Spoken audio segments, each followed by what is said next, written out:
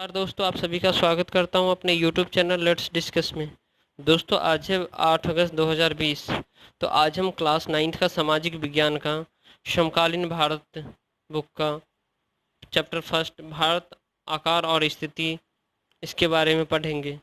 तो दोस्तों हमने इस आशा करता हूँ आप पढ़ लिए होंगे और हमने इसका सॉल्यूशन नीचे अटैच कर रखा है। तो डायरेक्ट हम सॉल्यूशन पे चलते हैं। क्वेश्चन नंबर फर्स्ट है दोस्तों, विश्व मानचित्र और भारत की अवस्थिति का वर्णन करिए। तो भारत उपस्थिति की स्थिति भारत भूमध्य रेखा के उत्तर में 8 डिग्री 4 मिनट उत्तर से 3:37 डिग्री 6 मिनट उत्तर अक्षांश के मध्य तथा प्राइम मेरिडियन के पूर्व में 68 डिग्री 7 मिनट पूर्व से 97 डिग्री 25 मिनट देशांतर के मध्य स्थित है।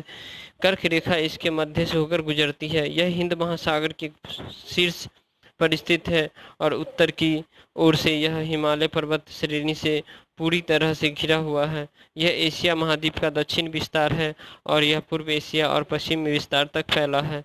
यह एशिया के मध्य में स्थित है, इसलिए केंद्रीय स्थिति कहते हैं। दोस्तों क्वेश्चन नंबर फर्स्ट। अब क्वेश्चन नंबर सेकेंड अब डिस्कस करते हैं। भारत के व्यावसायिक और सांस्कृतिक संबंध विश्व के में जिस भागों के साथ थे उनमें से कुछ देशों के नाम लिखिए। तो भारत के व्यावसायिक और सांस्कृतिक संबंध वाले देश है यूरोप में France, Britain, Germany, Japan, Vietnam, Afghanistan इत्यादि देशों से संबंध है।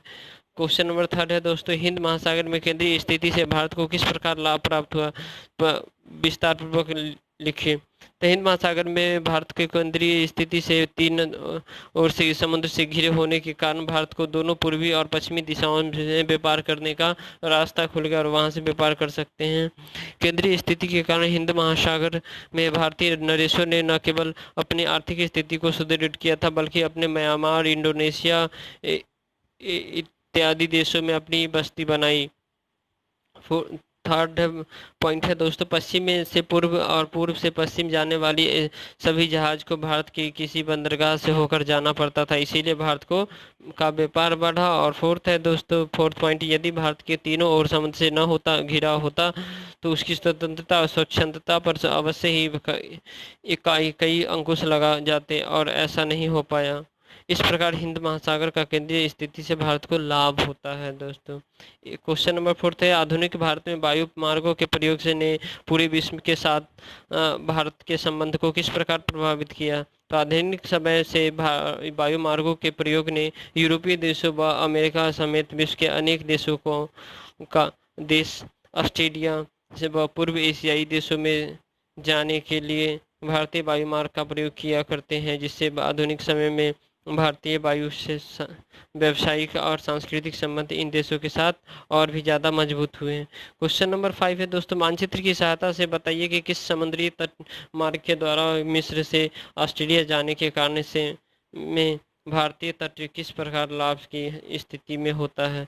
तो मिस्र अफ्रीका के उत्तरी पूर्वी हिस्से में स्थित है और मिस्र से समुद्री मार्ग द्वारा ऑस्ट्रेलिया जाने के क्रम में समुद्री जहाज को भारत की स्थिति और किसी न किसी बंदरगाह से होकर गुजरना पड़ता है, जिसके कारण भारत को टैक्स मिलता है, चुंगी यानी टैक्स मिलता है और इससे भारत का आगे बढ़ता है।